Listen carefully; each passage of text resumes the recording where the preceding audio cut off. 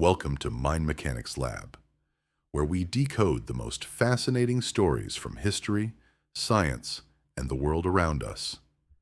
Today's discovery will change how you see things. Let's dive in.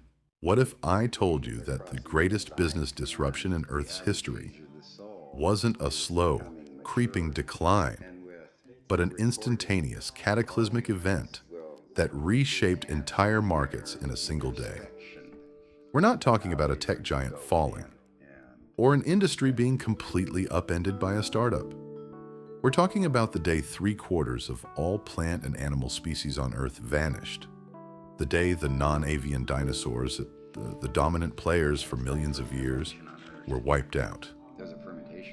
This wasn't just a big bang. It was a minute-by-minute cascade of effects that determined who lived and who died. And here's the counterintuitive truth. It wasn't necessarily the strongest or the smartest that survived.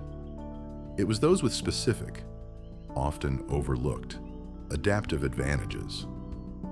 Today we're diving into the Cretaceous-Paleogene, or KPG, extinction event, not as a history lesson, but as the ultimate case study in business resilience and failure. We'll decode the psychology of survival when an asteroid hits your industry, and how understanding what happened 66 million years ago can be your playbook for navigating today's unpredictable market shifts. Prepare to see your business landscape through a prehistoric lens. So let's set the stage. Around 66.043 million years ago, a massive asteroid, estimated to be 10 to 15 kilometers wide, slammed into what is now the Yucatan Peninsula in the Gulf of Mexico. The impact was so immense it created the Chicxulub crater and instantly ejected granite from deep within the Earth. The immediate aftermath was unimaginable. Within minutes, the atmosphere was choked with vaporized gypsum, which dispersed as aerosols, blocking sunlight and triggering a devastating impact winter. This wasn't just a bad quarter, it was an existential crisis for nearly every business on the planet. The KPG event caused the extinction of 75% or more of all species, marking the end of the Mesozoic era and the dawn of the Cenozoic. The geological record itself bears witness to this catastrophe. A thin layer of sediment, known as the KPG boundary, found globally, rich in iridium, a metal far more common in asteroids than in Earth's crust. Why does this matter now?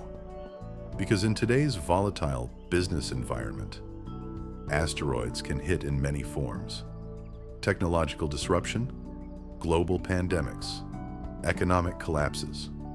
Understanding the mechanisms of extinction and survival from this ultimate disruption offers invaluable insights for modern business leaders facing their own existential threats. Here's where the psychology of survival really kicks in. The asteroid impact itself, while devastating, wasn't the sole killer. The real threat was the cascade of indirect effects, primarily the impact winter that halted photosynthesis. Think of it like a sudden global energy crisis that cripples your entire supply chain. Plants, the primary producers in almost every ecosystem, couldn't perform photosynthesis due to the blocked sunlight. This wasn't just a minor blip, it was a complete shutdown of the foundational energy source for life. For any organism or business directly dependent on that primary production, the clock started ticking rapidly towards collapse. The oceans in particular suffered immensely.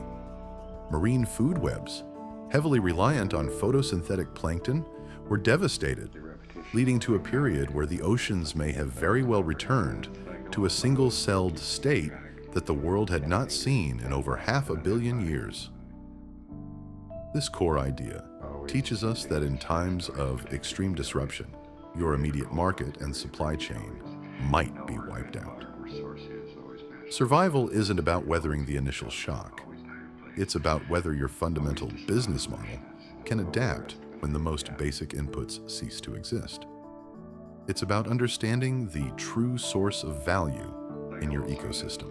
Let's look at the hard evidence from 66 million years ago. Who vanished and who, against all odds, adapted and thrived? The non-avian dinosaurs, those majestic giants, were gone. So were the plesiosaurs, mosasaurs, and a vast array of mollusks, like ammonites and rudists. Many species of plankton, vital to the open ocean, were nearly eradicated. What's the common thread? They were largely specialists, often high up the food chain or directly dependent on photosynthetic primary production. But then there are the survivors: crocodilians, some birds, and certain mammals. What made them different? The research tells us that omnivores, insectivores, and carrion eaters fared much better. They weren't reliant on living plants or phytoplankton. Instead, they fed on detritus, dead plant and animal matter, or on insects and worms, which themselves fed on detritus. Crocodilians, for example, could live as scavengers, survive for months without food, and had small young that ate invertebrates. This isn't just biological trivia. It's a stark illustration of market segmentation and supply chain resilience. Businesses, species with rigid, specialized diets, revenue models, were vulnerable. Those with flexible, diversified diets, adaptable resource acquisition, found new opportunities amidst the collapse.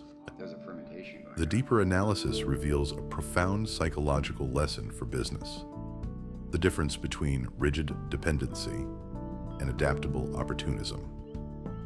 Organisms that were strictly herbivorous or strictly carnivorous were wiped out.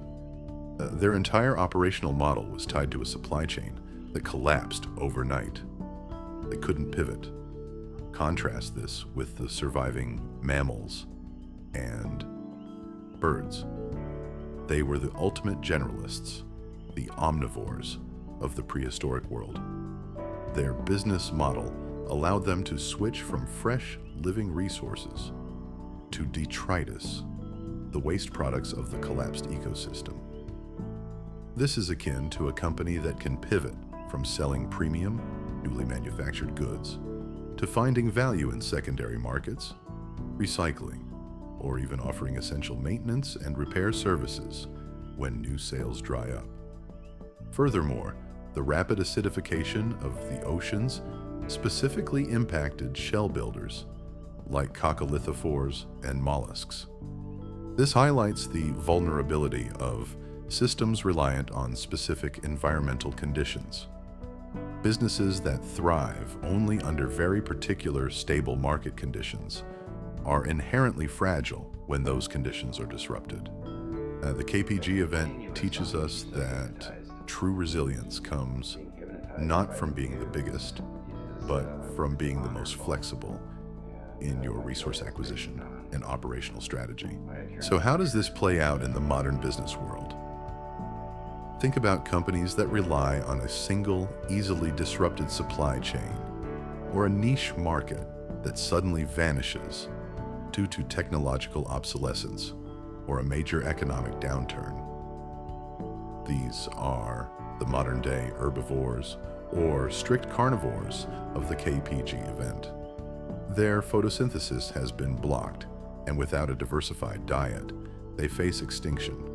Conversely, businesses that embody the omnivore or scavenger mentality are the ones that survive and, critically, undergo adaptive radiation.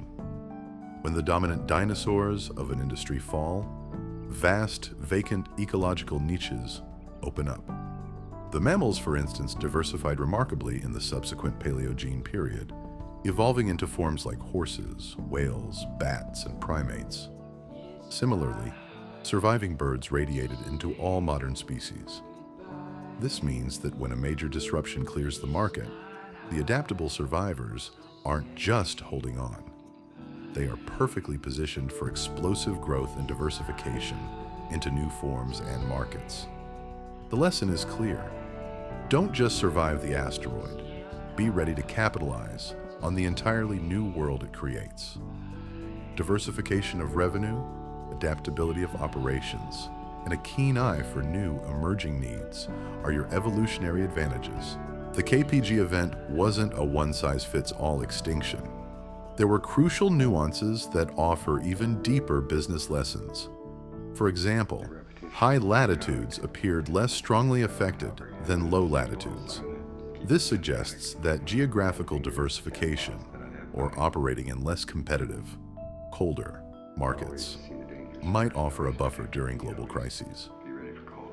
Another fascinating insight comes from stream and lake ecosystems. Few animal groups there went extinct, largely because these environments rely less directly on food from living plants and more on detritus washed in from the land. This highlights the resilience of business models that are less dependent on direct, real-time primary production, and can instead leverage existing accumulated resources or runoff from other sectors.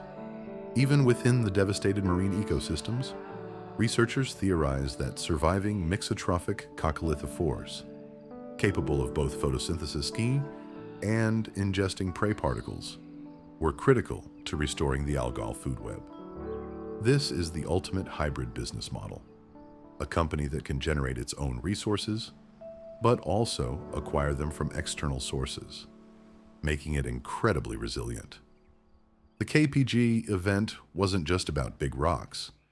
It was about intricate dependencies and surprising pathways to survival. So what's your actionable takeaway from the day the dinosaurs died? First, understand that asteroids will hit. They might be technological, economic, or societal. The initial shock is just the beginning.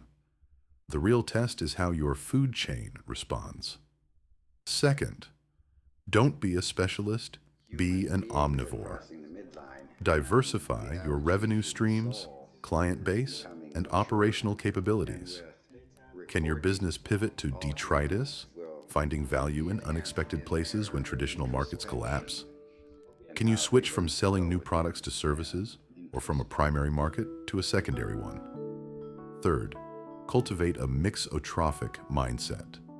Build capabilities that allow you to be self-sustaining, while also being able to rapidly adapt to external opportunities. This means investing in flexible infrastructure, adaptable teams, and a culture of continuous learning and pivoting. The KPG event wasn't just an ending, it was the ultimate reset button. Those who understood the new rules of survival didn't just endure, they inherited the Earth and diversified into incredible new forms. Your challenge now is to apply these minute-by-minute lessons to your business and ensure you're not just surviving, but thriving in the next era. Thanks for watching. If you enjoyed this story, hit that subscribe button. New discoveries every Tuesday and Friday. Until next time, keep questioning, keep exploring.